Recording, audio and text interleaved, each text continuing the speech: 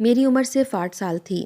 دراصل میرے ماں باپ گانے بجانے کا کام کرتے تھے، اس لیے ہمارے گھر میں سے کسی بھی بچے کو کوئی بھی قاری صاحب اپنے پاس بیٹھنے نہیں دیتے تھے اور ہمیں قرآن پاک نہیں پڑھاتے تھے۔ میرے گھر میں میرے امی ابو کے علاوہ میری دادی بھی رہتی تھیں، جو کہ اس کام کے سخت خلاف تھیں، لیکن وہ بھی کچھ نہیں کر سکتی تھیں۔ اماں اسٹیج ڈراموں میں کام کرنے والی عورتوں کا میک اپ کیا کرتی تھیں اور میرے بابا وہاں پر کام کرتے تھے اور کبھی کبھی پیسے بھی اٹھایا کرتے تھے جو ان پر لٹائے جاتے تھے۔ میری دادی کہتی تھی کہ دونوں حرام کے پیسے کماتے ہو اور کسی دن یہ حرام کے نوالے ہمیں لے ڈوبیں گے، لیکن میری دادی پھر کھانا نہ کھاتی تو کیا کرتی، اس لیے وہ چپ چاپ کھانا بھی کھا لیتی تھیں، لیکن کبھی کبھی اچانک سے بہت زیادہ غصہ کر جاتی تھیں اور کہتی ہمیں حرام کھلا رہے ہو۔ میری دادی کا کہنا تھا کہ بچی 8 سال کی ہو گئی ہے، اس کو قرآن کی تعلیم تو دے دو، ابھی تک اس کو اسکول داخل نہیں کرایا۔ مجھے اس لیے نہیں کرایا تھا کیونکہ جب امی ابو گھر پر نہیں ہوتے تھے تو میں گھر کے کام کرتی تھی، مجھے سارے کام آتے تھے۔ میری دادی بہت زیادہ بوڑھی تھیں، ان کو ٹھیک سے دکھائی نہیں دیتا تھا۔ پھر محلے کے مولوی کے ساتھ میرے بابا نے بات کی، وہ تھوڑا سا کم عمر بھی تھا اور کہنے سننے میں یہی آیا تھا کہ وہ بہت اچھا انسان ہے۔ اس نے کہا کہ ٹھیک ہے، اس کو میرے گھر بھیج دیا کرنا، شام کے وقت میں قرآن پڑھا دیا کروں گا، لیکن یہ بات کسی کو بھی پتہ نہیں چلنی چاہیے کیونکہ پھر میری بھی عزت کا سوال ہے۔ میں آپ لوگوں کی مجبوری سمجھ رہا ہوں تو آپ لوگوں کو بھی میری مجبوری سمجھنی چاہیے۔ اس لیے بابا نے کہا کہ جب تھوڑا اندھیرا ہو جائے تب جایا کرو۔ میری دادی نے کہا کہ یہ کوئی طریقہ ہے بچی کو بھیجنے کا، وہ بھی اندھیرے میں، وہ رہتا بھی اکیلا ہے، اس کی بیوی مر چکی تھی اور اس کی کوئی اولاد نہیں تھی۔ میرے بابا نے کہا کہ وہ مولوی بڑا اچھا انسان ہے، وہ سارے محلے کے بچوں کو اپنا بچہ سمجھتا ہے، سب سے اتنا پیار جتاتا ہے، ایسی کوئی بات نہیں ہے۔ ایک تو میں اتنی مشکل سے جگاڑ لگا لایا ہوں، اب آپ کہتی ہیں کہ اس کو وہاں نہیں بھیجنا۔ امی، آپ کو اللہ کا واسطہ ہے، آپ ایک طرف ہو جایا کریں اور ایک بات کیا کریں۔ پہلے ہی بابا نے ہمیں کوئی پڑھائی نہیں کروائی، اگر میری تعلیم کروا دی ہوتی تو میں بھی آج کوئی چھوٹی موٹی نوکری کر لیتا۔ چٹا سفید ان پڑھ ہوں، میں اپنا نام لکھا ہوا صرف پڑھ سکتا ہوں، اس سے زیادہ اور کچھ نہیں پڑھنا آتا۔ بیوی بھی آپ نے ایسی لے کر دی جس کو کچھ بھی نہیں آتا۔ عورتیں تو کپڑے سی کر بھی گھر چلا لیتی ہیں، لیکن اس کے اندر تو ایسا کوئی ہنر بھی نہیں تھا۔ آپ ہی کو پسند آئی تھی، آپ نے کہا تھا کہ شریف لوگ ہیں، اچھا خاندان ہے، میری سہیلی کی بیٹی ہے، لیکن آپ کو بھی اس نے کون سا سکھ دکھایا، آپ کے ساتھ بھی لڑائیاں کرتی ہے، ہزاروں دے کر اس کو میک اپ کا کورس کروایا تو پھر اس کے ہاتھ میں کوئی ہنر آیا ہے؟ ابھی بھی یہ جس طرح کا میک اپ کرتی ہے روز کوئی نہ کوئی شکایت آتی ہے، لیکن پھر بھی کسی طرح سے گزارا چل رہا ہے۔ ہم دونوں کمانے میں لگے ہوئے ہیں تاکہ کوئی چھوٹا سا گھر بنا لیں اور پھر اس کے بعد کوئی کاروبار۔ ہم نے بھی ساری زندگی کنجروں والا کام نہیں کرنا، لیکن جب تک کرنا ہے تب تک مجبوری ہے، اس لیے آپ ہماری مجبوری کو سمجھیں۔ بس اس کے بعد جیسے ہی عصر کا ٹائم ختم ہوتا اور مغرب ہونے والی ہوتی تو میں قاری صاحب کے گھر کی طرف روانہ ہو جاتی تھی۔ مجھے بڑی خوشی ہوتی تھی، سر پر دوپٹہ کر کے ہاتھ میں پارا لے کر میں ایسے جایا کرتی تھی، خوشی خوشی کہ میں پڑھنے کے لیے جا رہی ہوں، کیونکہ میرے ماں باپ نے مجھے اسکول میں داخل نہیں کروایا تھا۔ محلے کے باقی بچوں کو میں دیکھتی تھی کہ وہ اسکول میں جاتے ہیں، بیگ اٹھا کر ان کے گھر والے انہیں رخصت کرتے ہیں، پیسے دیتے ہیں، وہ لنچ باکس لے کر جاتے ہیں، اسی لیے مجھے بھی بہت زیادہ شوق تھا۔ پہلے دن قاری صاحب نے بڑے پیار سے بلایا، سر پر ہاتھ رکھا، پانی بھی پلایا اور پھر سبق پڑھانا شروع کیا۔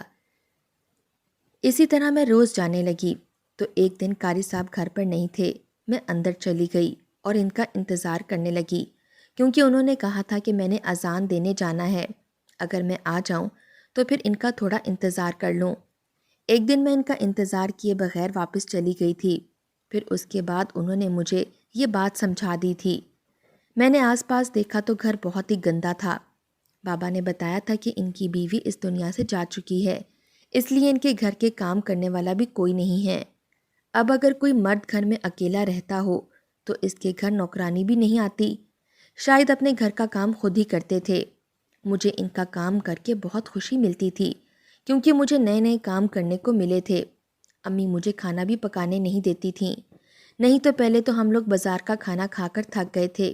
امی کو یہ ڈر ہوتا تھا کہ کہیں میں اپنا ہاتھ نہ جلا لوں یا پھر کھانے پینے کا سامان ضائع نہ کر دوں، کیونکہ تھی تو میری ماں ہی، اس کو میری فکر بھی رہتی تھی۔ جب مولوی گھر پر نہیں تھے تو میں نے گھر کی صفائی کرنا شروع کر دی۔ میں نے سارا گھر صاف کر دیا۔ جب قاری صاحب واپس آئے تو حیران رہ گئے کہ یہ سب کچھ تم نے کیا ہے۔ میں اس ٹائم بہت چھوٹی ہوتی تھی، اس لیے بڑی خوش ہوئی اور فخر سے میں نے کہا کہ جی قاری صاحب، یہ سب کچھ میں نے کیا ہے، کتنا اچھا لگ رہا ہے آپ کا گھر۔ قاری صاحب نے کہا تمہیں تو سارے کام کرنے آتے ہیں، تم نے تو واقعی پورا گھر بالکل صاف کر دیا۔ تم ایک کام کرو، 2 کپ چائے بناؤ، میں ابھی آتا ہوں۔ میں نے کہا ٹھیک ہے۔ میں نے 2 کپ چائے بنائی تو قاری صاحب پکوڑے لے کر آ گئے اور میرے سامنے رکھ کر کہنے لگے یہ تمہارے لیے ہیں۔ میں نے کہا نہیں، میں نہیں کھاؤں گی۔ میری امی نے مجھے سکھایا تھا کہ جب کوئی کھانے کی چیز دے تو پہلے منع کرتے ہیں۔ انہوں نے کہا کہ تم نے سارا گھر صاف کیا ہے، اس لیے تمہارے لیے لایا ہوں، پھر آرام سے تمہیں سبق پڑھا دوں گا، یہ تمہارا انعام ہے، تم نے اتنی محنت جو کی ہے۔ میں نے مزے سے پکوڑے بھی کھائے اور برتن دھو دیے۔ اس کے بعد قاری صاحب نے مجھے سبق پڑھایا۔ آج مجھے دیر ہو گئی۔ جب میں واپس گئی تو میری دادی پریشان تھی کہ تو آدھا گھنٹہ لیٹ آئی ہے، کیا بات ہے، ٹھیک تو ہے؟ میں نے بتایا میں ٹھیک ہوں، میں گھر کا کام کر رہی تھی۔ میری دادی نے کہا کہ وہاں تجھے کام کرنے کے لیے بھیجا ہے کہ پڑھنے کے لیے؟ تجھے کس نے کہا تھا کام کرنے کے لیے؟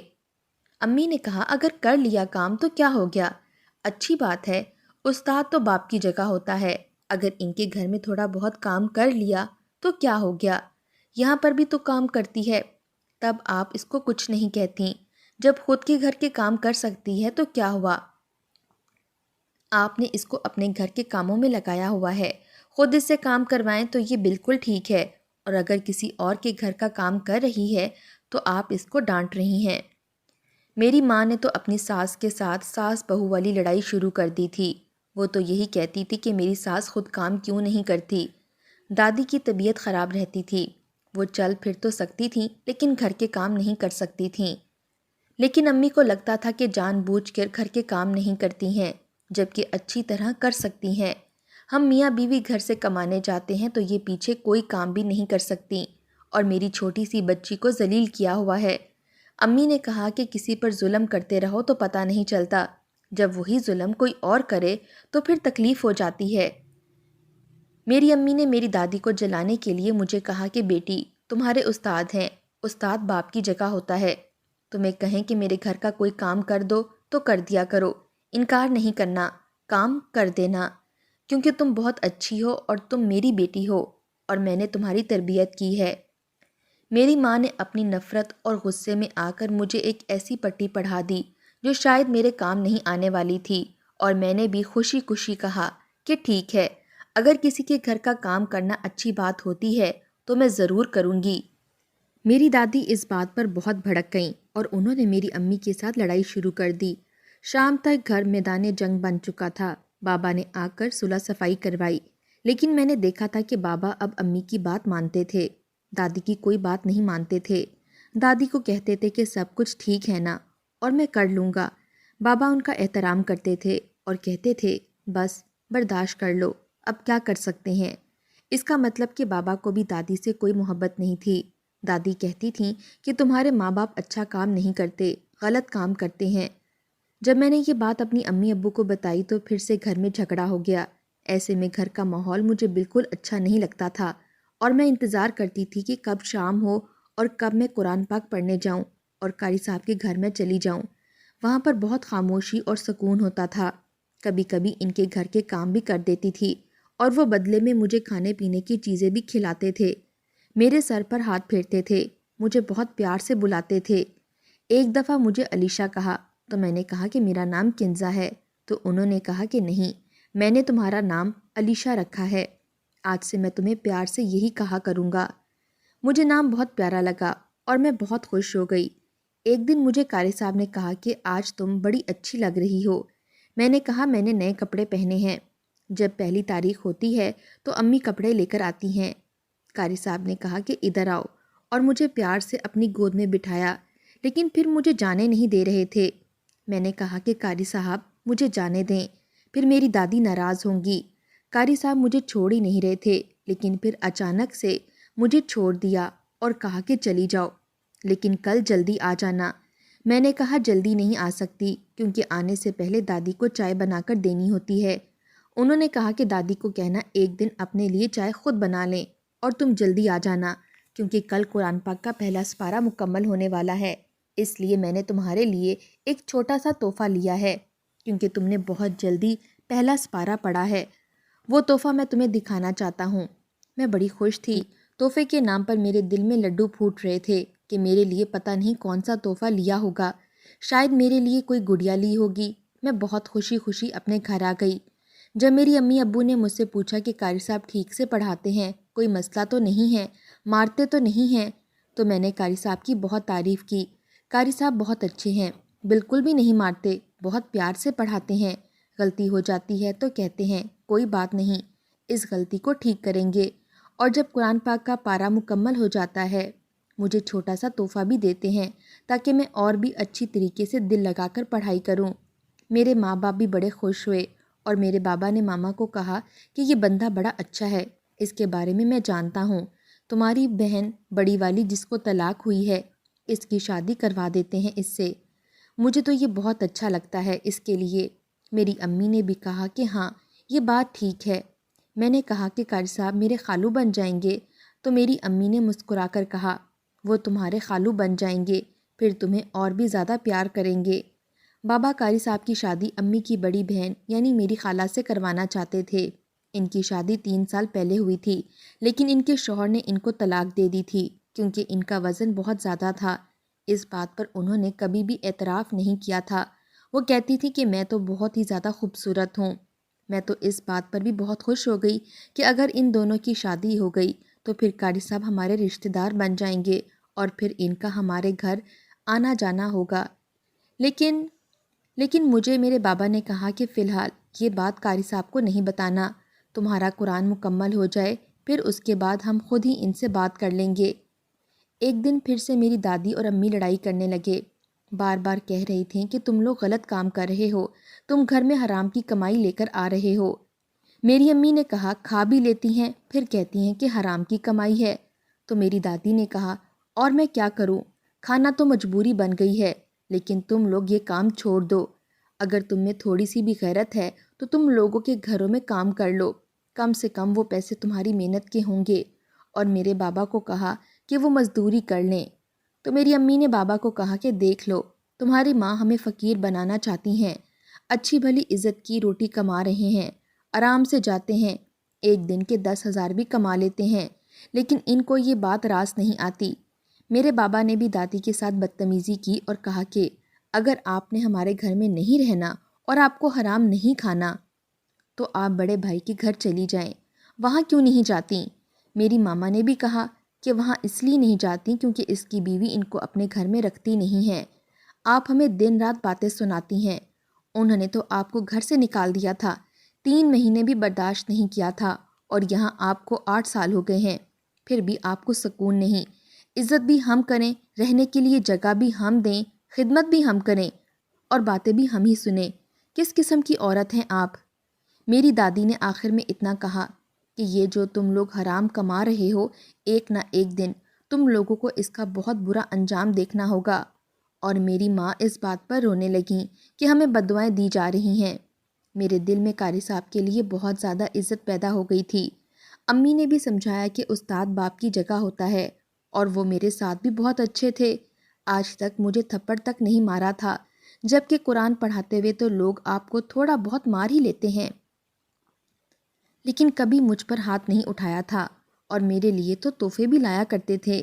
میرے لیے ان کے دل میں ایسا مقام بن گیا تھا کہ ان کے لیے کچھ بھی کر سکتی تھی، ایسی کوئی بات تھی ہی نہیں جس کے لیے منع کر سکتی۔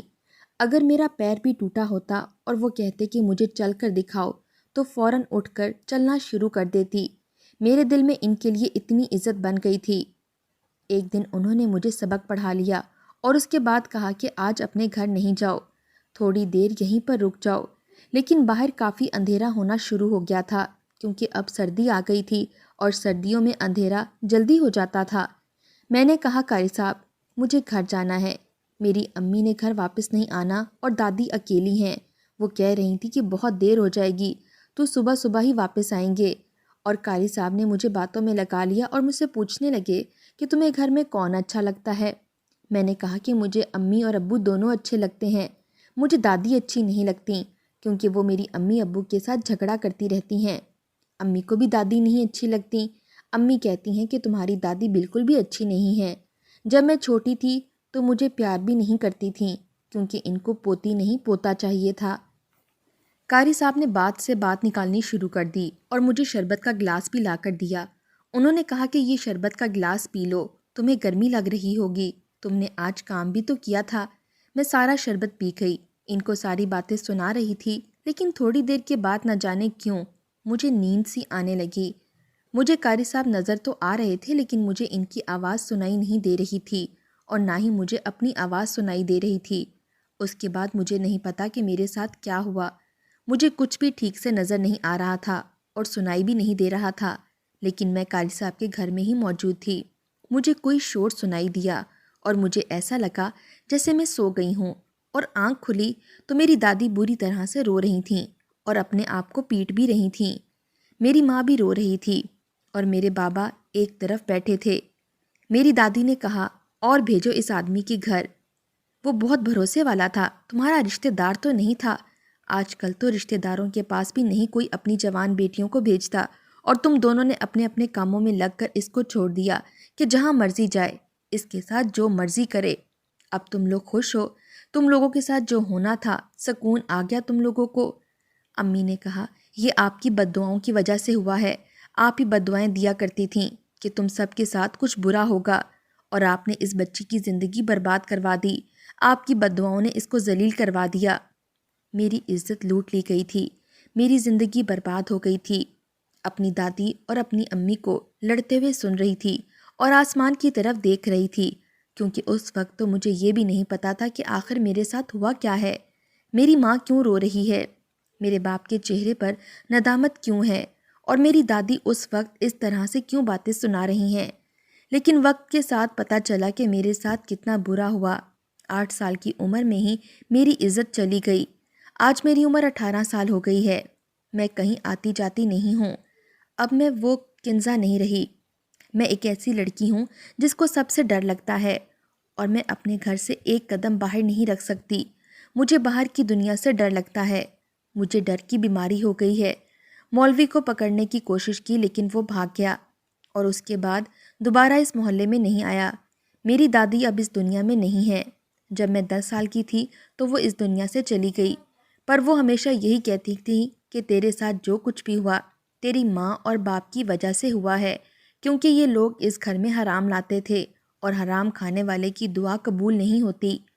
اب میری امی کوئی بھی کام نہیں کرتی، وہ گھر میں ہی رہتی ہیں، اور میرے بابا محنت مزدوری کرتے ہیں۔ ہمارے پاس کھانے کو بھی اچھا نہیں ہے، لیکن زندگی گزار رہے ہیں۔ میری امی کہتی ہیں کہ اس کی شادی کروا دیں، ابا کہتے ہیں کہ جب تک اس محلے سے نہیں نکلیں گے شادی نہیں ہوگی، کیونکہ اس کے ساتھ جو کچھ بھی ہوا اس کے بارے میں سارا محلہ جانتا ہے، لیکن ہم یہاں سے نکل کر بھی نہیں جا سکتے کیونکہ ہمارے پاس اتنے پیسے نہیں ہیں۔ سمجھ نہیں آتا کہ کون صحیح تھا اور کون غلط۔ کیا میری دادی کی باتیں ٹھیک تھیں؟ کیا اسی لیے میرے ساتھ یہ سب کچھ ہوا کیونکہ امی اور بابا گھر میں حرام کی کمائی لائے تھے؟ کیا حرام کھانا اتنا بڑا گناہ ہے، یا پھر اس شخص کے اندر کا حرام تھا جس نے اسے یہ سب کچھ کرنے پر مجبور کیا؟ میرے والد صاحب کی غلطی تھی کہ انہوں نے بنا اس شخص کے بارے میں جانچ پڑتال کیے مجھے وہاں پر اکیلا چھوڑ دیا۔ آپ لوگوں کو کیا لگتا ہے کہ اس میں غلطی کس کی تھی؟ اپنی رائے ضرور دیں۔